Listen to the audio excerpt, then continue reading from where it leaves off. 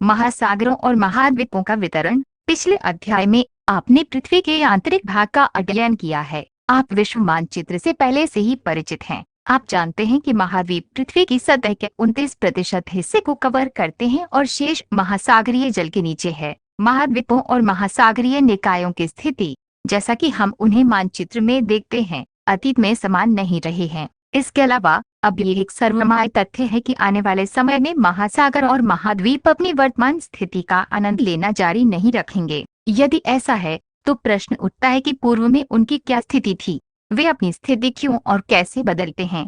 भले ही ये सच है कि महाद्वीप और महासागर बदल गए हैं और अपनी स्थिति बदल रहे हैं, आपको आश्चर्य हो सकता है कि वैज्ञानिक इसे कैसे जानते हैं, उन्होंने अपने पहले के पदों को कैसे निर्धारित किया है।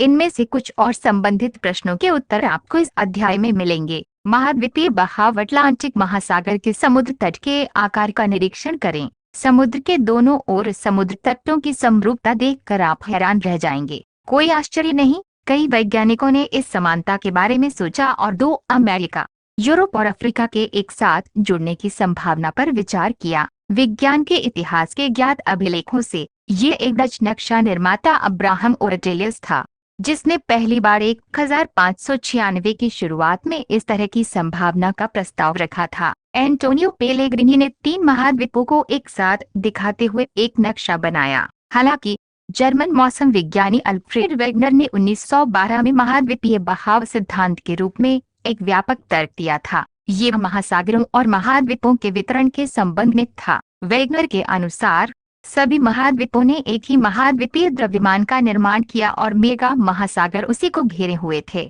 सुपर महाद्वीप का नाम पैंगिया था, जिसका अर्थ पूरी पृथ्वी था। मेगा महासागर को पंथालसा कहा जाता था, जिसका अर्थ है सारा पानी। उन्होंने तर्क दिया कि लगभग 200 मिलियन वर्ष पहले सुपर महाद्वीप पैंजिया विभाजित होना शुरू हुआ। पैंजिया पहले 2 बड़े महाद्वीपीय द्रव्यमानों में टूट गया, जैसे लॉर्सिया और गोंडवानालैंड क्रमशः उत्तरी और दक्षिणी घटकों का निर्माण करते हैं। इसके बाद लॉर्सिया और गोंडवानालैंड विभिन्न छोटे महाद्वीपों में टूटते रहे, जो आज भी मौजूद हैं। महाद्वीपीय बहाव के समर्थन में कई तरह के सबूत पेश किए गए। इनमें से कुछ नीचे दिए गए हैं। महाद्वीपीय बहाव के समर्थन में साक्ष्य महाद्वीपों का मिलान, जिगसॉफिट, अफ्रीका और दक्षिण अमेरिका के एक दूसरे का सामना करने वाली तटरेखाओं का एक उल्लेखनीय और अचूक मेल है। ये ध्यान दिया जा सकता है कि 1964 में बुलार्ड द्वारा अटलांटिक मार्जिन का सबसे अच्छा फिट खोजने के लिए एक कंप्यूटर प्रोग्राम का उपयोग करके तैयार किया गया नक्शा प्रस्तुत किया गया था।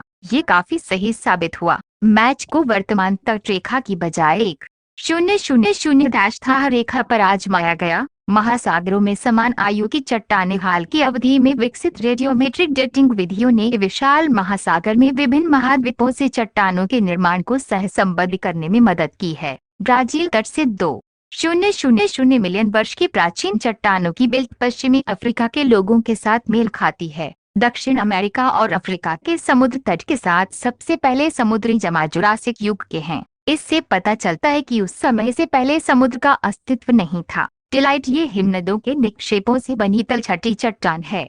भारत से तलछट की गोंडवाना प्रणाली दक्षिणी गोलार्ध के 6 अलग अलग भूभागों में अपने समकक्षों के लिए जानी जाती है। आधार पर प्रणाली में मोटी जुताई है, जो व्यापक और लंबे समय तक हिमनद का संकेत देती है। इस उत्तराधिकार के समकक्ष अफ्रीका, फॉकलैंड द्वीप, मेडागास्कर, अंटार्कटिका और ऑस्ट्रेलिया में पाए जाते हैं। गोंडवाना प्रकार के अवसादों की समग्र समानता स्पष्ट रूप से दर्शाती है कि इन भूभागों का उल्लेखनीय रूप से समान इतिहास था। हिमनदों की जुताई पूर्व जलवायु और महाद्वीपों के बहाव के स्पष्ट प्रमाण प्रदान करती है। प्लेसर जमा घाना तट में सोने के समृद्धि प्लेसर जमा की घटना और इस क्षेत्र में स्रोत चट्टान की पूर्ण अनुपस्थिति एक आश्चर्यजनक तथ्य है। सोने की नसें ब्राजील में हैं और ये स्पष्ट है कि घाना के सोने के भंडार ब्राजील के पठार से निकले हैं जब दोनों महाद्वीप एक साथ होते हैं। जीवाश्मों का वितरण। जब समुद्री बाधाओं के दोनों ओर भूमि पर या ताजे पानी में रहने के लिए अनुकूलित पौधों और जानवरों की समान प्रजातियां पाई जाती हैं,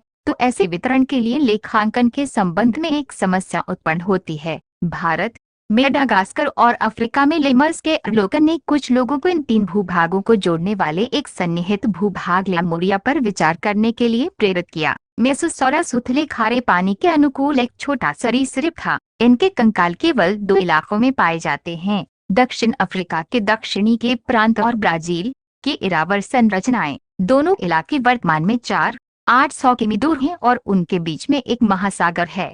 फोर्स फॉर ड्रिफ्टिंग वेगेनर ने सुझाव दिया कि महाद्वीपों के बहाव के लिए जिम्मेदार आंदोलन ध्रुव भागने वाले बल और ज्वारीय बल के कारण था। ध्रुवीय भागने वाला बल पृथ्वी के घूर्णन से संबंधित है। आप इस तथ्य से अवगत हैं कि पृथ्वी एक पूर्ण गोला नहीं है, भूमध्य रेखा पर एक उभार है। ये उभार पृथ्वी के घूमने के कारण होता है। दूसरा बल जो वेगनर द्वारा सुझाया गया था, ज्वारीय बल, चंद्रमा और सूर्य के आकर्षण के कारण है, जो समुद्र के पानी में ज्वार को विकसित करता है। वेगेनर का मानना था कि कई मिलियन वर्षों में लागू होने पर ये बल प्रभावी हो जाएंगे। हालांकि अधिकांश विद्वानों ने इन बलों को पूरी तरह से अपर्याप्त माना। बहाव के बाद के अध्ययन, ये ध्यान रखना दिलचस्प है कि महाद्वीपीय बहाव के लिए अधिकांश साक्ष्य महाद्वीपीय क्षेत्रों से वनस्पतियों और जीवों के वितरण या जोताई की तरह जमा के रूप में एकत्र किए गए थे। द्वितीय विश्व युद्ध के बाद की अवधि के दौरान कई खोजों ने भूवैज्ञानिक साहित्य में नई जानकारी जोड़ी। विशेष रूप से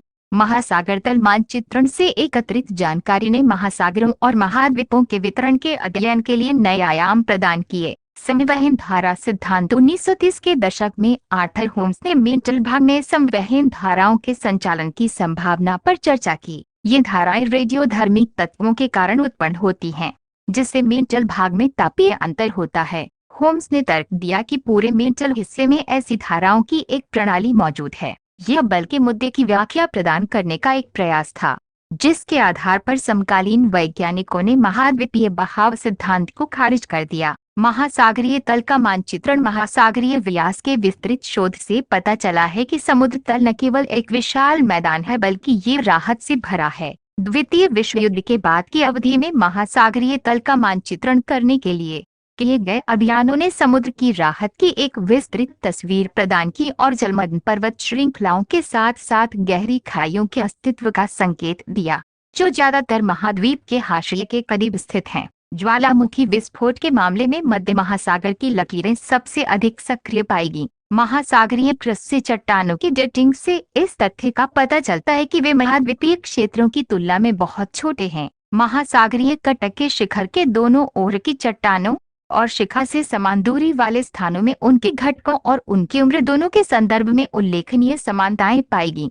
महासागर तल व्यास। इस खंड में हम महासागर तल व्यास से संबंधित कुछ बातों पर ध्यान देंगे जो महाद्वीपों और महासागरों के वितरण को समझने में हमारी मदद करती हैं। आप अध्याय 13 में समुद्र तल की राहत के विवरण का अध्ययन करेंगे। समुद्र तल को गहराई के साथ साथ राहत के रूपों के आधार पर 3 प्रमुख भागों में विभाजित किया जा सकता है। ये विभाजन महाद्वीपीय मार्जिन, गहरे समुद्र के बेसिन और मध्य महासागर की लकीरें हैं। महाद्वीपीय मार्जिन ये महाद्वीपीय तटों और गहरे समुद्र की घाटियों के बीच संक्रमण का निर्माण करते हैं। इनमें महाद्वीपीय शिल्प, महाद्वीपीय ढलान, महाद्वीपीय वृद्धि और गहरे महासागरीय खाइयां शामिल हैं। इनमें से गहरे महासागरीय खाइयां वे क्षेत्र हैं जो महासागरों और महाद्वीपों के वितरण में काफी रुचि रखते हैं। मैदान ये व्यापक मैदान हैं जो महाद्वीपीय मार्जिन और मध्य महासागरीय लकीरों के बीच स्थित हैं। रसातल के मैदान वे क्षेत्र हैं जहां महाद्वीपीय तलछट जो हाशिए से आगे बढ़ते हैं जमा हो जाते हैं। मध्य महासागरीय कटक ये समुद्र के भीतर पर्वतीय तंत्र की एक दूसरे से जुड़ी हुई श्रृंखला बनाता है। ये पृथ्वी की सतह पर सबसे लंबी पर्वत श्रृंखला है, हालांकि समुद्र के पानी में डूबी हुई है। ये शिखा पर एक केंद्रीय दरार प्रणाली, एक भिन्न पठार और इसकी लंबाई के साथ पार्श्व क्षेत्र की विशेषता है। शिखा पर दरार प्रणाली तीव्र ज्वालामुखी गतिविधि का क्षेत्र है। पिछले अध्याय में आपको इस प्रकार के ज्वालामुखियों से मध्य महासागरीय ज्वालामुखी के रूप में परिचित कराया गया है। भूकंप और ज्वालामुखी का वितरण चित्र 4.2 में दिए गए भूकंपीय गतिविधि और ज्वालामुखियों के वितरण को दर्शाने वाले मानचित्रों का अध्ययन करें। आप अटलांटिक महासागर के मध्य भागों में समुद्र तटों के लगभग समानांतर बिंदुओं की एक रेखा देखेंगे। ये आगे हिंद महासागर में फैला हुआ है। ये भारतीय उपमहाद्वीप के एक छोटे से दक्षिण को विभाजित करता है, जिसमें एक शाखा पूर्वी अफ्रीका में जाती है और दूसरी म्यांमार से न्यू गुयाना तक एक समान रेखा से मिलती है। आप देखेंगे कि बिंदुओं की यह रेखा मध्य महासागरीय कटक से मेल खाती है। एकाग्रता का एक और क्षेत्र दिखाने वाली छायांकित बेल्ट अल्पाइन हिमालय प्रणाली और प्रशांत महासागर के रिम के साथ मेल खाती है। सामान्य तौर पर मध्य महासागरीय तट के क्षेत्रों में भूकंप का केंद्र उथली गहराई पर होता है, जबकि अल्पाइन हिमालय बेल्ट के साथ साथ प्रशांत क्षेत्र के रिम में भूकंप गहरे बैठे होते हैं। ज्वालामुखियों का नक्शा भी इसी तरह का पैटर्न दिखाता है। इस क्षेत्र में सक्रिय ज्वालामुखियों के अस्तित्व के कारण प्रशांत के रिम को आग का रिम भी कहा जाता है। समुद्र तल के प्रसार की अवधारणा, जैसा कि पर उल्लेख किया गया है, बहाव के बाद के अध्ययनों ने काफी जानकारी प्रदान की है जो उस समय उपलब्ध नहीं थी जब वेगनर ने महाद्वीपीय बहाव की अपनी अवधारणा को सामने रखा था। विशेष रूप से समुद्र तल के मानचित्रण और महासागरीय क्षेत्रों से चट्टानों के पुरा चुंबकीय अध्ययनों से निम्नलिखित तथ्य सामने आए। यह महसूस किया गया कि सभी मध्य महासागरीय तट के साथ ज्वालामुखी विस्फोट में और वे सतह पर भारी मात्रा में लावा लाते हैं। क्षेत्र मध्य महासागरीय तट के शिखर के दोनों ओर समान दूरी पर स्थित चट्टानें गठन की अवधि, रासायनिक संरचना और चुंबकीय गुणों के संदर्भ में उल्लेखनीय समानताएं दर्शाती हैं। मध्य महासागरीय तट के करीब की चट्टानों में सामान्य ध्रुवता होती है और ये सबसे छोटी होती हैं। शिखा से दूर जाने पर चट्टानों की आयु बढ़ती जाती है। महासागरीय क्रस्ट चट्टानें महाद्वीपीय चट्टानों की तुलना में बहुत छोटी हैं। महासागरीय क्रस्ट में चट्टानों की आयु 200 मिलियन वर्ष से अधिक पुरानी नहीं है। कुछ महाद्वीपीय चट्टानें 3200 मिलियन वर्ष पुरानी हैं। समुद्र तल पर तलछट अप्रत्याशित रूप से बहुत पतली होती है। वैज्ञानिक उम्मीद कर रहे थे अगर समुद्र के फर्श महाद्वीप के रूप में पुराने थे तो बहुत लंबी अवधि के लिए तलछट का एक पूरा क्रम होगा। हालांकि तलछट स्तंभ कहीं भी 200 मिलियन वर्ष से अधिक पुराना नहीं पाया गया। गहरी खाइयों में गहरे भूकंप की घटनाएं होती हैं, जबकि मध्य महासागरीय रिज क्षेत्रों में भूकंप के केंद्रों में उथली गहराई होती है। इन तथ्यों और मध्य महासागरीय रिज के दोनों किनारों पर चट्टानों के चुंबकीय गुणों के विस्तृत विश्लेषण ने 1961 को अपनी परिकल्पना का प्रस्ताव दिया, जिसे समुद्र तल का फैलाव कहा जाता है। हेस ने तर्क दिया कि समुद्री लकीरों के शिखर पर लगातार विस्फोट से महासागरीय क्रस्ट का टूटना होता है और नया लावा उसमें समा जाता है, जिससे समुद्री क्रस्ट को दोनों ओर धकेल दिया जाता है। इस प्रकार समुद्र तल फैलता है। महासागरीय क्रस्ट की कम उम्र के साथ साथ ये तथ्य कि एक महासागर के फैलने से दूसरे के सिकुड़ने का कारण नहीं बनता है। हेस ने समुद्री क्रस्ट की खपत के बारे में सोचा। उन्होंने आगे कहा कि शिखर पर ज्वालामुखी विस्फोटों के कारण समुद्र तल जो धराशायी हो जाता है, समुद्र की खाइयों में डूब जाता है और भस्म हो जाता है। समुद्र तल के प्रसार की मूल अवधारणा को प्लेट टेक्टोनिक्स है। समुद्र तल के प्रसार की अवधारणा के आगमन के बाद से महासागरों और महाद्वीपों के वितरण की समस्या में रुचि पुनर्जीवित हो गई थी। ये 1967 में था।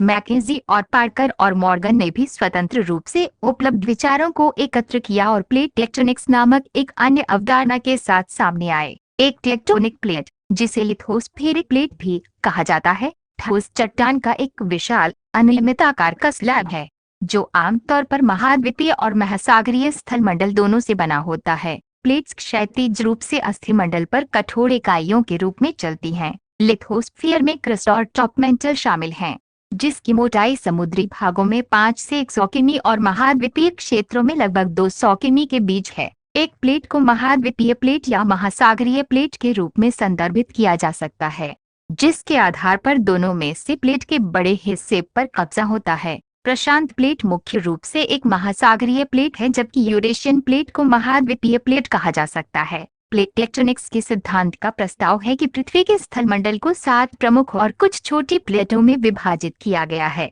यंग फोल्ड माउंटेन की लकीरें, खाइयां और या दोष इन प्रमुख प्लेटों अंटार्कटिका और आसपास की महासागरीय प्लेट उत्तरी अमेरिकी पश्चिमी अटलांटिक तल के साथ कैरेबियन द्वीपों के साथ दक्षिण अमेरिकी प्लेट से अलग प्लेट दक्षिण अमेरिकी पश्चिमी अटलांटिक तल के साथ कैरेबियन द्वीपों के साथ उत्तरी अमेरिकी प्लेट से अलग प्लेट प्रशांत plate Bharat Australia New Zealand plate Africa पूर्वी अटलांटिक फ्लोर प्लेट यूरेशिया और आसन महासागरीय प्लेट के साथ कुछ महत्वपूर्ण छोटी प्लेटें नीचे सूचीबद्ध हैं। आइकोकोस प्लेट मध्य अमेरिका और प्रशांत प्लेट के बीच नाज़का प्लेट दक्षिण अमेरिका और प्रशांत प्लेट के बीच अरब प्लेट ज्यादातर सऊदी अरब का भूभाग आई फिलीपीन प्लेट, बीच एशियाई और प्रशांत प्लेट वी कैरोलिन प्लेट, फिलीपीन और भारतीय प्लेट के बीच न्यू गिनी के उत्तर में वी फ्यूजी प्लेट, ऑस्ट्रेलिया का उत्तर पूर्व। ये प्लेटें पृथ्वी के पूरे इतिहास में लगातार दुनिया भर में घूम रही हैं।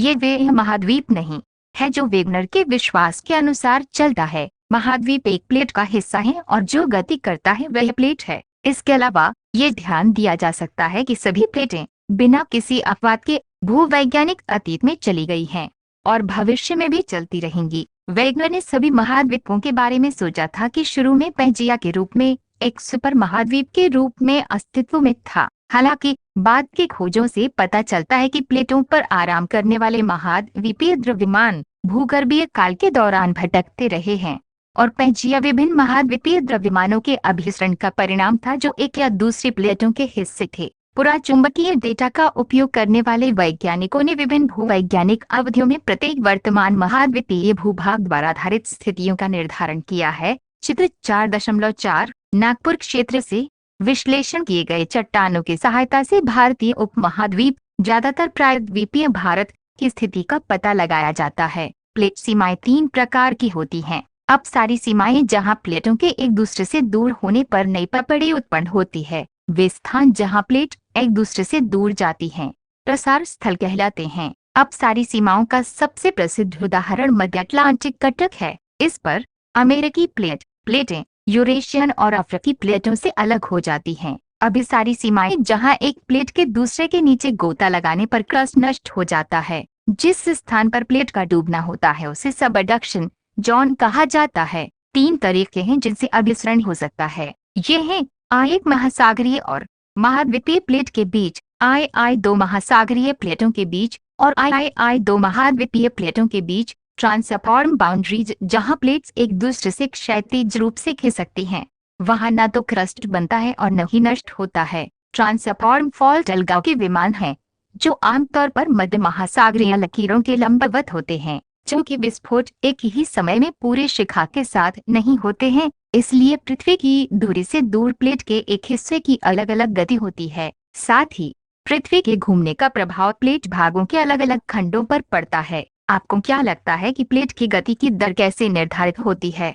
प्लेट की गति की दरें मध्य महासागरीय कटक के समानांतर सामाय और विपरीत चुंबकीय क्षेत्र की पट्टियां वैज्ञानिकों को प्लेट गति की दरों को निर्धारित करने में मदद करती हैं। ये दरें काफी भिन्न हैं। आर्कटिक रिज की सबसे धीमी दर 2.5 सेमी वर्ष से कम है और चिली के पश्चिम में लगभग 300-400 किमी, दक्षिण प्रशांत में ईस्टर द्वीप के पास पूर्वी प्रशांत उदय की दर सबसे तेज 15 सेमी वर्ष से अधिक है। प्लेट आंदोलन के लिए बल जिस समय वेगनर ने महाद्वीपीय बहाव के अपने सिद्धांत का प्रस्ताव रखा, अधिकांश वैज्ञानिकों का मानना था कि पृथ्वी एक ठोस गतिहीन पिंड है। हालांकि समुद्र तल के फैलने की अवधारणा और प्लेट टेक्टोनिक्स के एकीकृत सिद्धांत ने इस बात पर जोर दिया है कि पृथ्वी की सतह और आंतरिक दोनों ही स्थिर और गतिहीन नहीं है बल्कि गतिशील हैं। यह तथ्य कि प्लेटें हिलती हैं अब एक सर्वमान्य तथ्य है। माना जाता है कि कठोर प्लेटों के नीचे मोबाइल चट्टान एक गोलाकार तरीके से चलती है। गर्म सामग्री सतह पर उठती है, फैलती है और ठंडी होने लगती है और फिर वापस गहरी गहराई में डूब जाती है। इस चक्र को बार बार दोहराया जाता है, जिसे वैज्ञानिक संवहन कोशिका या संवहनी प्रवाह कहते हैं। पृथ्वी के भीतर ऊष्मा 2 मुख्य स्रोतों से आती है, रेडियोधर्मी क्षय और अवशिष्ट ऊष्मा। आर्थर होम्स ने पहली बार 1930 के दशक में इस विचार पर विचार किया, जिसने बाद में हैरी हेस की समुद्र तल के प्रसार के बारे में सोच को प्रभावित किया। कठोर प्लेटों के नीचे स्थित गर्म नरम मेंटल की धीमी गति प्लेट की गति के पीछे प्रेरक शक्ति है। भारतीय प्लेट की गति भारतीय प्लेट में प्रायद्वीपीय भारत और ऑस्ट्रेलियाई महाद्वीपीय भाग शामिल हैं। हिमालय के साथ सबडक्शन क्षेत्र महाद्वीप अभिसरण के रूप में उत्तरी प्लेट सीमा बनाता है। पूर्व में ये म्यांमार के राकियोमा पर्वत से होते हुए जावा स्ट्रेट के साथ द्वीप चाप की ओर फैली हुई है। पूर्वी मार्जिन ऑस्ट्रेलिया के पूर्व में SW प्रशांत में एक महासागरीय रिज के रूप में स्थित एक फैला हुआ स्थल है। पश्चिमी सीमा पाकिस्तान के किरथर पर्वत का अनुसरण करती है।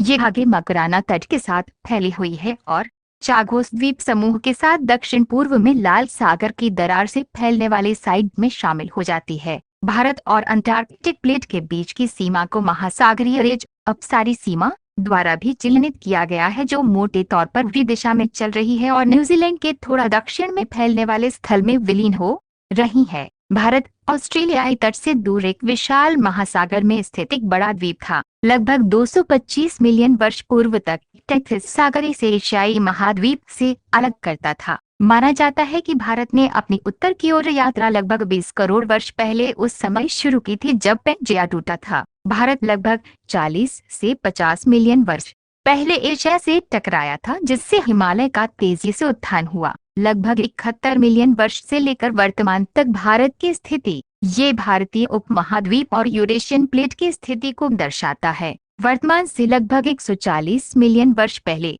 उपमहाद्वीप दक्षिण में 50 दक्षिण अक्षांश के रूप में स्थित है। दो प्रमुख प्लेट टेथिस सागर से अलग हो गए थे और तिब्बती ब्लॉक एशियाई भूभाग के करीब था। यूरेशियन प्लेट की और भारतीय प्लेट की गति के दौरान एक प्रमुख घटना जो हुई वह थी लावा का निकलना और डेक्कन ट्रैप का निर्माण। ये लगभग 60 मिलियन वर्ष पहले कहीं शुरू हुआ और लंबे समय तक जारी रहा। ध्यान दें कि उपमहाद्वीप अभी भी भूमध्य रेखा के करीब था 4 करोड़ वर्ष पूर्व और उसके बाद हिमालय के बनने की घटना घटी। वैज्ञानिकों का मानना है कि ये प्रक्रिया अभी भी जारी है और हिमालय की ऊंचाई आज भी बढ़ रही है।